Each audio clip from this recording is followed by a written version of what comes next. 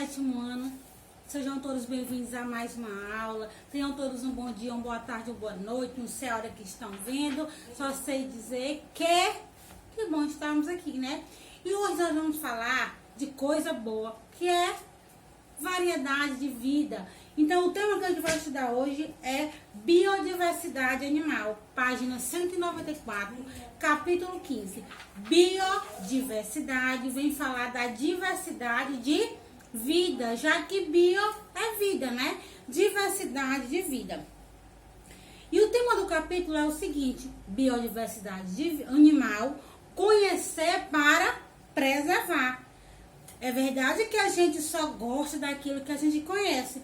Você gosta de um livro que você nunca leu? Ou de uma série que você nunca assistiu?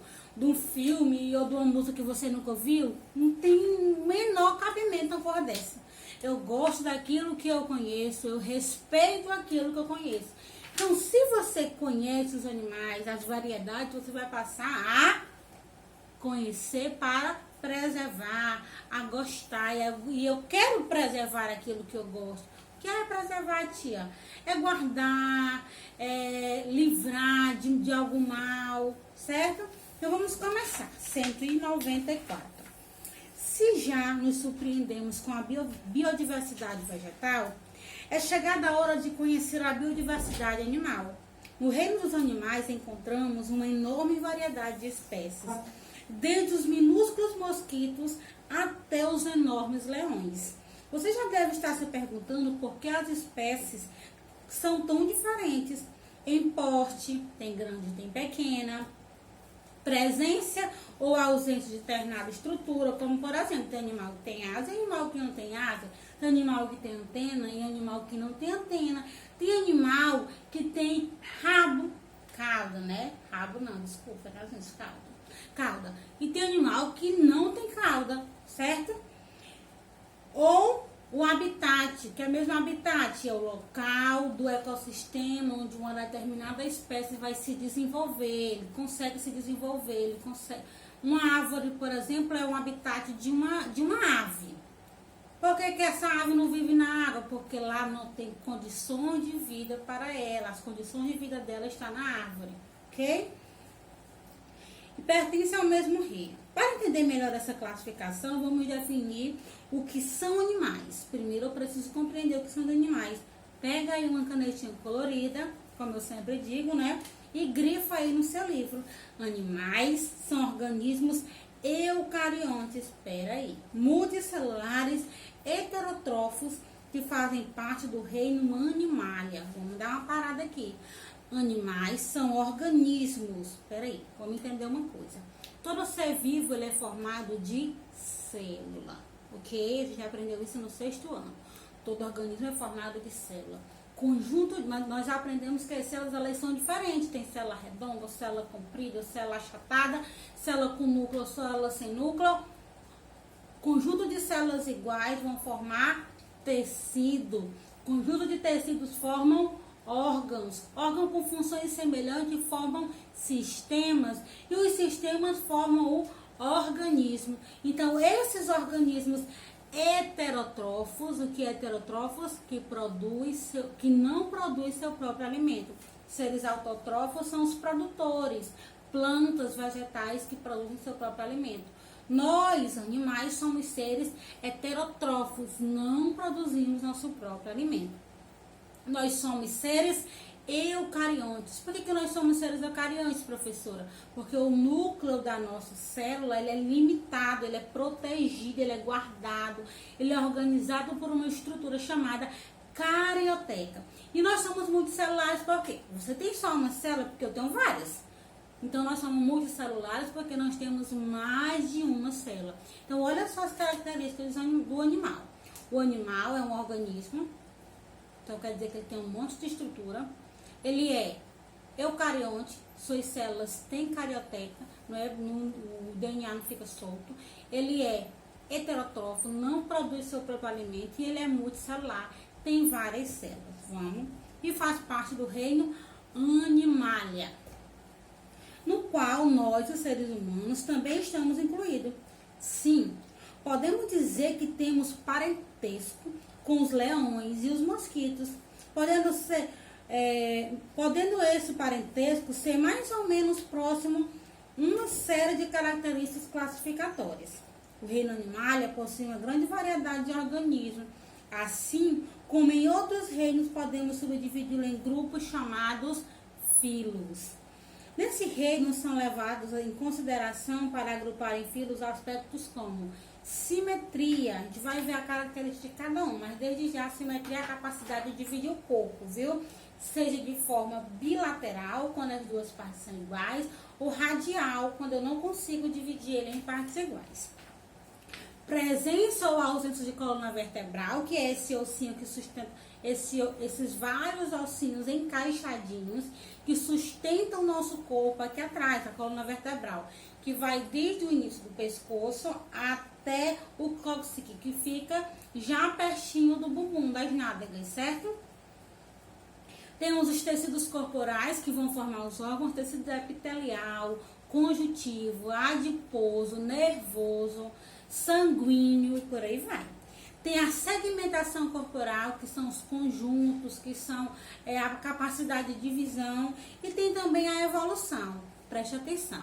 Se você, ser humaninho, tem um celular Motorola Moto G6, que é igual ao meu, e você ganhou um iPhone, a pessoa vai dizer assim, fulano evoluiu com o iPhone.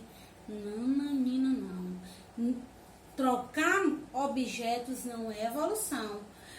Quem evolui são seres que mudam característica. Um animal, como por exemplo, vocês conheceram a teoria de Darwin. Vocês viram que Darwin, que Lamarck dizia que as girafas elas tinham pescoço curto, mas pela necessidade delas terem que comer coisas altas, porque a vegetação baixa foi acabando, cada vez a geração de girafa vinha com o pescoço maior, até hoje elas terem o pescoço grande, porque não se tem mais girafa de pescoço pequeno e as vegetações se estagnaram, certo? Então isso é evolução. Nós atualmente está com 100 anos que a nossa mandíbula foi alterada. Nós, essa geração Y aqui, que é nós não temos a mesma mandíbula, nós não temos a mesma coluna, a mão, nossa mão é diferente de alguns seres humanos de 100 anos atrás, porque a nossa necessidade de adaptação foi diferente. A gente já passa muito tempo no computador, então ó, já muda a coluna. Nós comemos comida mais pastosa, sem usar muito canino nem molar, quer comer sorvete, é sopinha, é coisinha molinha, né? Porque tem preguiça até de mastigar. Então vai mudando a arcada dentária. O movimento de teclar vai mudando as estruturas dos ossos da mão, certo? Então evoluir é quando tem mudança para poder se adaptar. Se eu troquei de carro, de uma moto para um carro, não foi evolução. Se eu troquei de uma bicicleta para uma pop, não foi evolução, tá? Outro ponto com relação à biodiversidade animal é o aspecto ecológico. Lembra que ecológico é uma casa ambiental. Ecologia é o estudo de seres vivos em sua relação entre si e o meio ambiente. Todo e qualquer ser vivo tem sua importância no meio ambiente. Muitos animais correm risco de extinção ou já foram extintos sem nem percebermos. Hoje mesmo, no 5º ano, um aluno me perguntou qual foi o primeiro animal extinto. Eu não me lembro qual foi o primeiro, até porque realmente muitos animais foram extintos sem que a gente nem percebesse. Mas um animal que fez muita história, teve muita importância, que não se viu mais, foi o Dodô, que ele parecia com uma galinha, só que a asa dele era bem curtinha.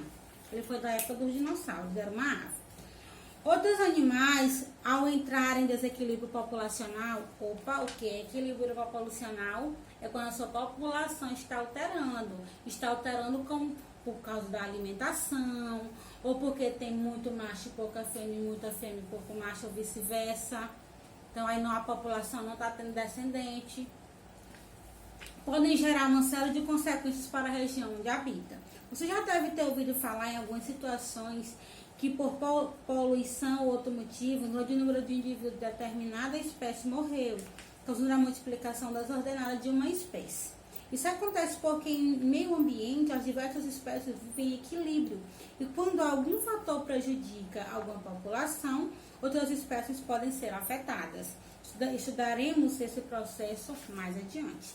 A partir deste capítulo, vamos conhecer os representantes do reino Animalia e suas características gerais. Veremos também uma abordagem sobre a importância ecológica dos grupos de animais. Antes disso, vamos estudar as características gerais desse reino, começando pelos filos do reino Animalia. Então, muitas consequências podem vir a alterar a população animalia. Se vocês forem pesquisar maré vermelha, a maré vermelha foi uma consequência que fez com que proliferasse uma grande quantidade de uma alga que liberou uma pigmentação avermelhada e matou um ecossistema enorme aquático. Outra consequência foi do caramujo africano. Vocês sabem que escargot, não sei se vocês sabem, mas talvez já ouviram falar. Escargot é um prato chiquérrimo caro, que é comer uma lesma. Tá dentro do cogumelozinho, né?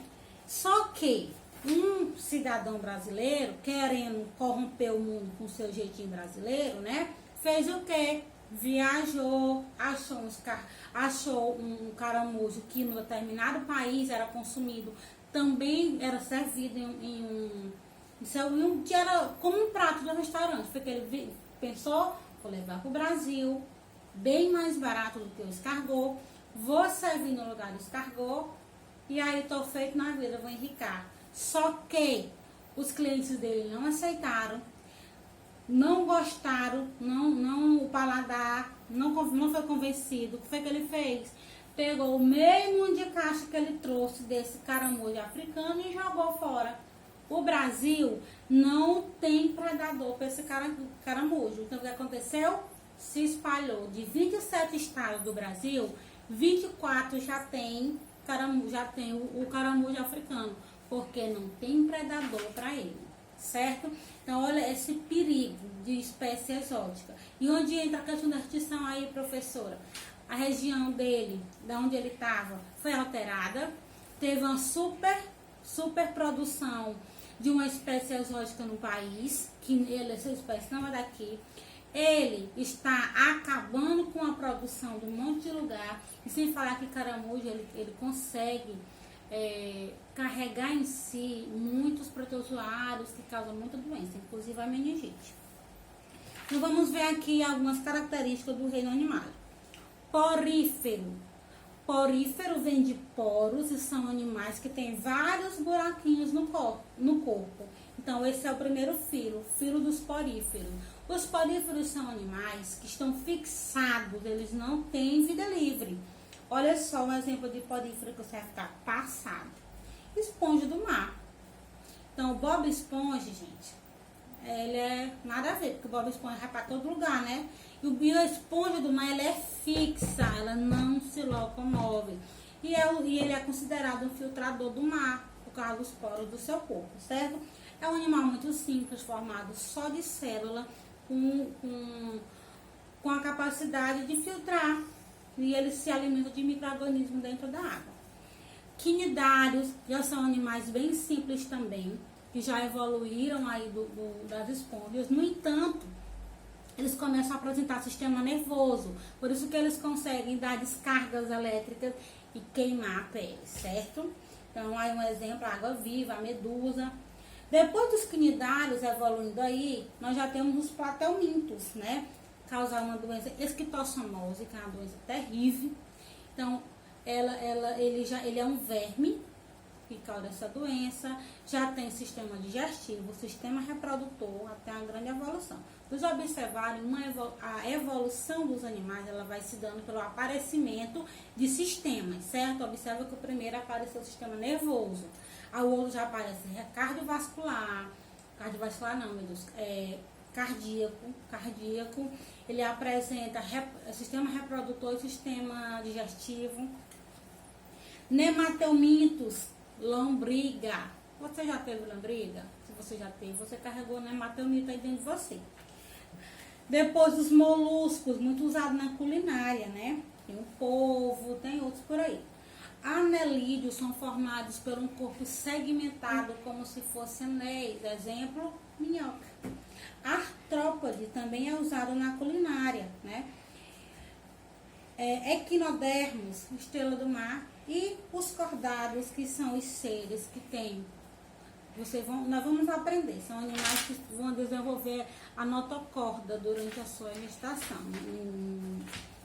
Durante o estágio embrional, eles desenvolvem uma notocorda, ok? Então, pra gente não falar demais, que eu já falei muito, né?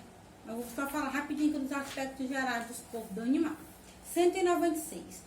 Como você viu no reino animal, é composto de diversos filos. Para compreender como eles foram agrupados, precisamos compreender algumas características que foram utilizadas como critério. Simetria e estrutura. A simetria acontece quando dividimos um objeto ou uma imagem em uma ou mais partes que coincidem quando sobrepostas. Se eu ficar desse lado ou desse lado, vai ter a mesma cor de um lado e do outro. Em uma espécie que tenha todas as coisas, é claro. Então, isso é uma simetria bilateral, certo? Quer dizer que eu sou uma pessoa simétrica.